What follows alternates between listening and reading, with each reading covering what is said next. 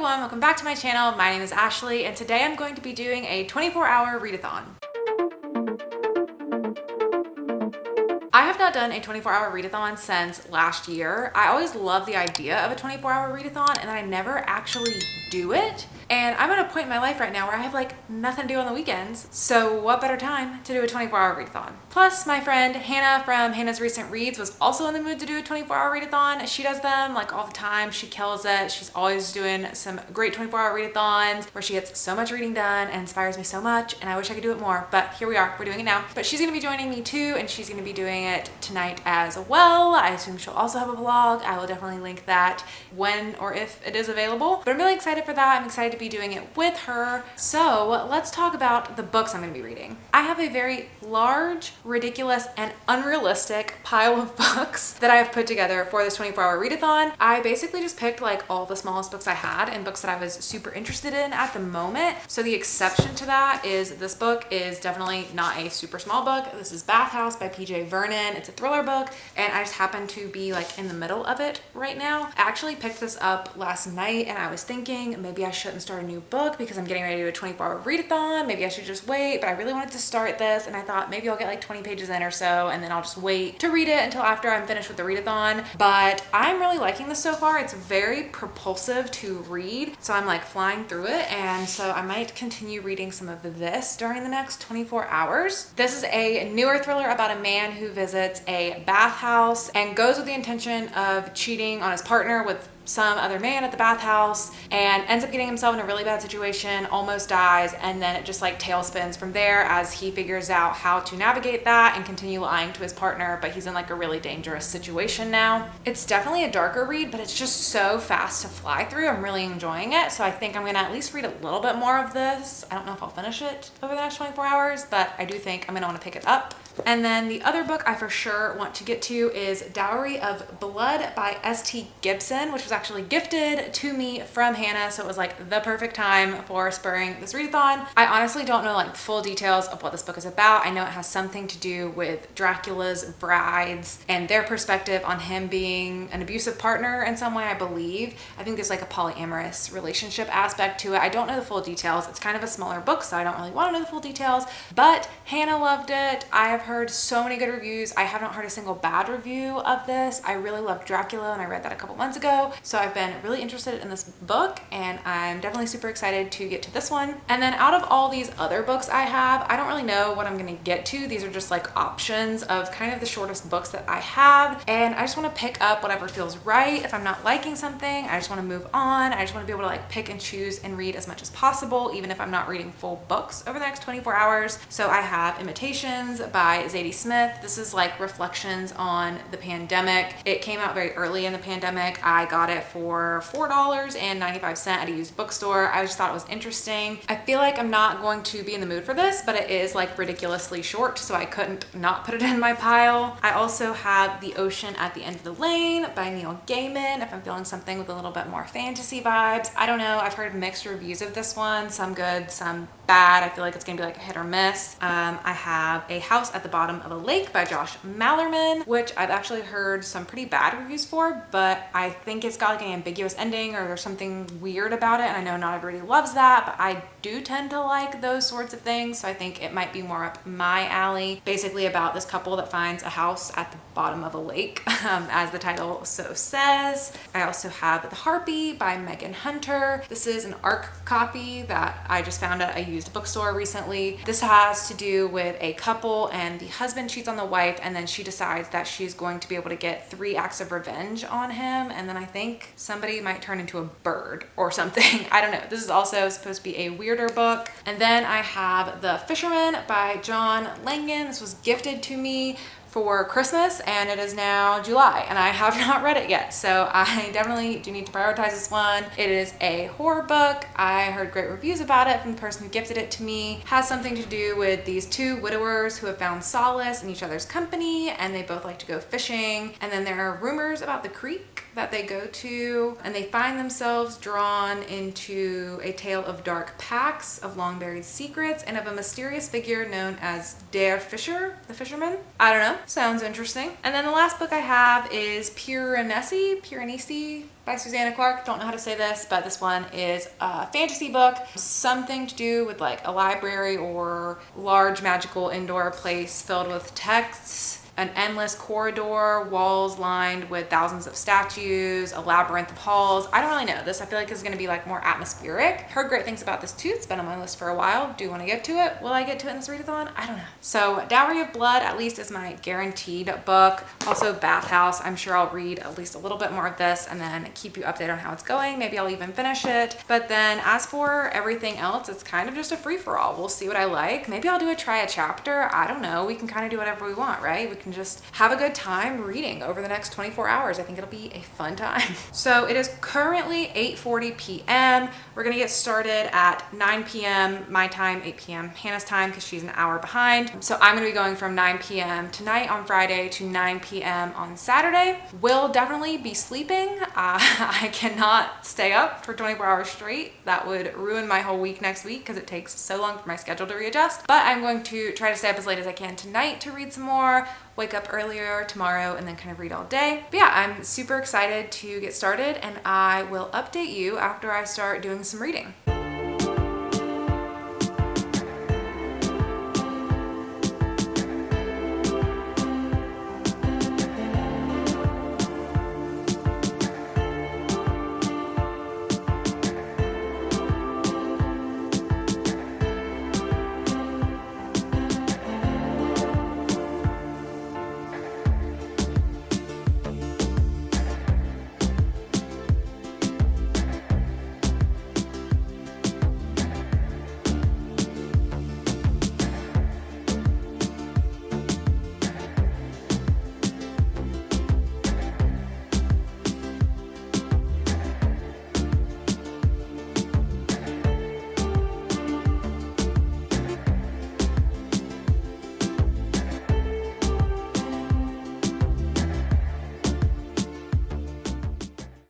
Good morning. I did not stay up that late last night. I knew I wasn't going to. I was up until like 12:30 maybe. Me and Hannah actually got on a little private reading sprints and we read together for a couple hours, and I was able to read the entirety of Dowry of Blood, so really glad that I got to fly through this one. But then I went ahead and called it a night because I feel like I'm just a better reader during the daytime. If I stay up too late reading a book, I'll wake up in the morning and kind of not remember what I was reading, and so I didn't want to do that. I was like, I'm just gonna go to sleep now, wake up early, and then get started reading in the morning. And then I slept like an hour later than I wanted to as well, but it's gonna be okay. We'll find a way to make up for lost time. But anyway, I want to talk about a Dowry of Blood because I did, like I said, finished all of this last night. It is a very quick read because there are a lot of pages that end up kind of like blank a lot, and then if a chapter ends on the right side of the page like this, then the left side of the page is blank, so there's quite a few like blank pages throughout here, so it's really quick to get through if you're looking for something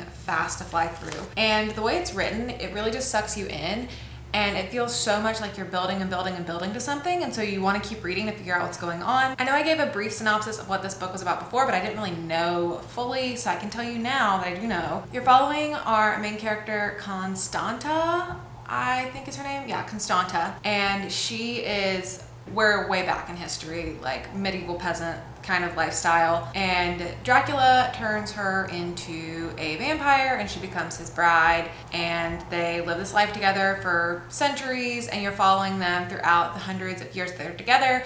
For the first little bit there, it's just them that are together and they're like each other's whole world, and then he ends up bringing another woman into the marriage and then another man into the marriage, and they have like a polyamorous relationship going on. And from the very beginning of the book, you know something has gone wrong and that Dracula is now dead, and you're reading this whole story to figure out what has happened to get them in that situation. There's really not a ton of like plot details in here. I feel like there's not a lot to spoil. I feel like the synopsis is pretty straightforward, and there wasn't really anything that super surprised me in where the story went or what happened. I was just invested in the characters and mostly in the writing style of this. It is just so poetic and lyrical and haunting and harrowing. It is just really, really great writing in here, which really surprised me because I've never heard of this author. This book kind of came out of nowhere, and it was just really, really well done. Overall, it's kind of examining the dynamics of an abusive relationship and how hard it can be to get out of that. It also includes the dynamics of manipulation and gaslighting. So it covers darker themes, but it is just really beautifully done and a really great book. I think overall I'd probably give it like a 4-star. It was just kind of missing that oomph factor. For a 5-star, like I said, there's nothing really surprising in the story. You kind of know what you're getting yourself into when you read it, but it was just very beautifully done. So I'm very glad that I was able to read it, and thank you again to Hannah for sending me this book. I really enjoyed it. So next up, what I think I'm gonna do, I have picked up Bath House again this morning. I just wanna read a little bit more of this. My goal is to kind of get to around page 175-ish.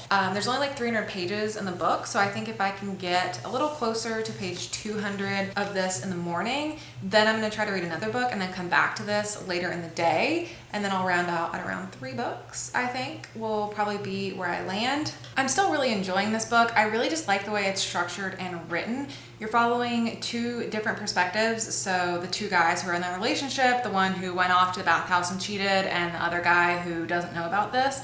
And so it's really interesting the way you're going back and forth between their perspectives and finding out how much worse of a situation Oliver keeps getting himself in as he keeps burying himself through all these lies, and seeing Nathan's perspective as he kind of starts to suspect some things are going on. You're not really sure how much he knows, and it seems like there are some things that are hidden about him too that you're trying to figure out. So overall, there's just like a lot of suspense and mystery weaved into the plot that really keeps you going. And every single chapter, I feel like, is written with a purpose. Like, it advances the story in an interesting way and makes the story more complex, or makes the stakes get even higher and the tension gets even higher. So I'm really liking how fast paced it is. And yeah, I do kind of hope that I get to finish it today because I'm just very interested to see where the story ends up going. But after I read a little bit more Bath House, like I said, I think I want to pick something else up. So I'm feeling like I might pick up A House at the Bottom of a Lake. Hannah also said she hasn't read this, but she's interested in it. And then I was like, well, I guess I can be the guinea pig and give it a shot. It's also pretty short. It's under 200 pages, so I think it would go by quickly. I think the story would be like weird and pull me in, so I think this one might be the one I give a chance and pick up after I get a little bit more of Bath House done. I also do have to do a little bit of chores today. We have to go out and go shopping, and so I'm like, do I want to listen to an audiobook in that time? Is that worth it? Should I keep listening to Into the Drowning Deep? Because I'm still in the middle of Into the Drowning Deep. I know I started that back during Summerween, but I still have not finished that book. I'm just going through it very slowly, so I'm like, I could listen to a little bit of the audiobook of that while I'm out doing some chores. I don't know. We're not entirely sure what the day is going to look like. But for now, I'm going to eat some breakfast and get back into Bath House, and I will check in with you later.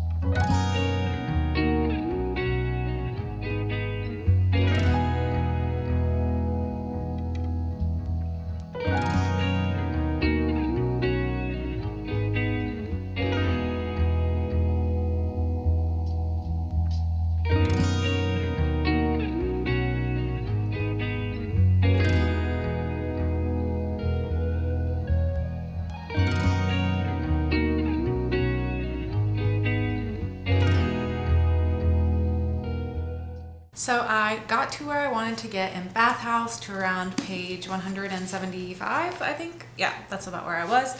So just have a little bit more to go in the book. No real updates to go on this. Still enjoying it. Plot's getting crazy. Things are happening. It's kind of going in a direction I wasn't expecting. And it's really just like piling on problem after problem after problem after problem. And I'm like, are these things going to connect? What's going to happen? What's it all leading to? I don't know, but still having a good time with this one.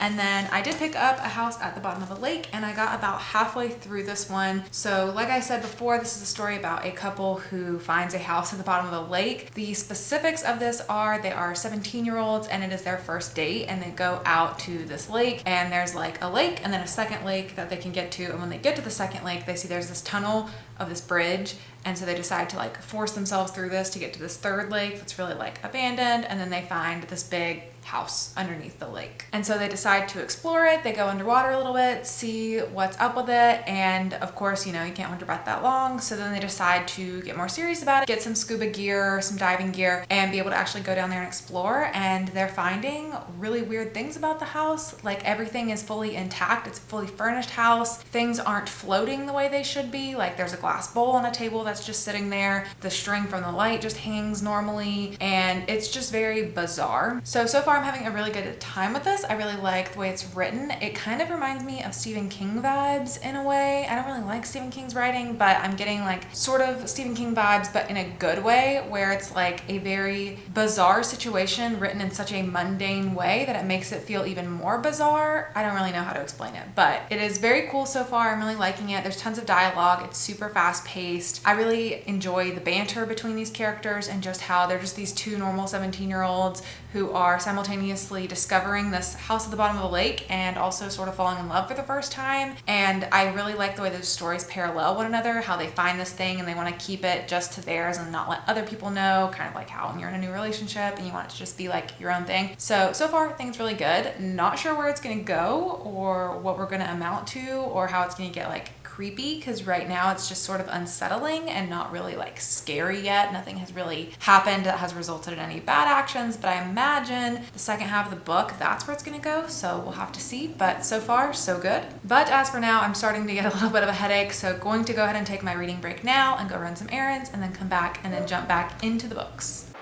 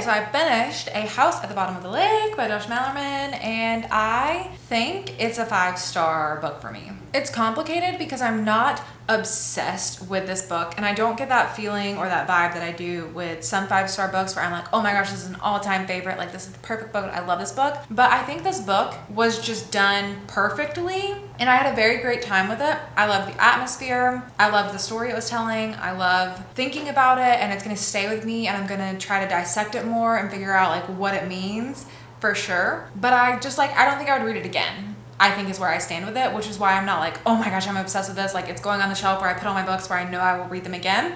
I don't think I'll read this again, but I definitely really enjoyed it while I did just read it the first time. I will say I heard that a lot of people didn't like the ending, and it does have an ambiguous ending. And so if you don't like ambiguous endings, then I don't think you're gonna like this book, because it'll leave you thinking like, what was the whole point of this? You're not gonna get a logical explanation for what's going on or how there is a house at the bottom of the lake and how it all functions. But I really liked it. I like where the story went. I really loved just the layering of these two 17-year-olds falling in love for the first time and discovering this place for the first time and making it theirs. I think it was just really, really well done. I really like the writing style. I really just vibed with it. I think this was just my kind of book. And who knows, maybe I will read it again sometime in the future, but right now I'm just like, no, I think once was like good enough. I think I got what I needed to get from it, and then I just want to think about it and let it simmer in my brain. I'll also say, if you have read this and you loved this, or if you have read this other book, then I think you should read this, but this reminded me a lot of House of Leaves. Both of these books share that aspect of there being this house that these people are exploring that is just very mysterious and unknown, and just trying to explore that,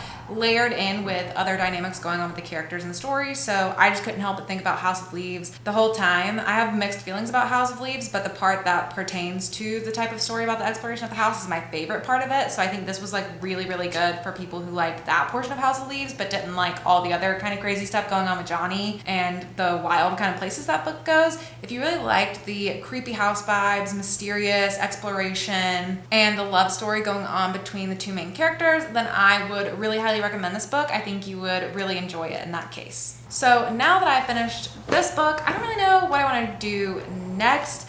I have a couple hours left. It's 6:30 right now, so I have like 2.5 hours left. So part of me thinks I should just finish Bathhouse and wrap up this book. Another part of me kind of wants to read a whole nother new small book, but I don't know which one I would want to read, because I was thinking about The Ocean at the End of the Lane, but I feel like that's going to be kind of similar to House at the Bottom of the Lake. They even sound kind of similar. And so I don't want to like dull one over the other by reading them at the same time. Maybe they're completely different, I don't know, but they feel to me like they're gonna have similar vibes. So I don't know what I want to do. I'm feeling the crushing weight of the last hours of this 24-hour readathon kicking in, and my indecisiveness trying to battle the running clock. Honestly, I'm just having such a good time with this book. I think I just need to finish it. It is just speeding up and pacing. I really don't have that much left in it. I think the back half is really gonna fly by anyways. And something about this just feels like it's one of those books where you enjoy it more the quicker you read it rather than stretching it out. So I think I should just go ahead and finish this. I think that's what I'm gonna do. So I'm gonna work on finishing up that bad boy, and then I will either check in with you after I finish it before the end of the night, or I might just check in with you tomorrow morning to tell you how the last couple hours went, because, you know, better lighting in the morning and more energy. So either way, you'll see me very soon with an update.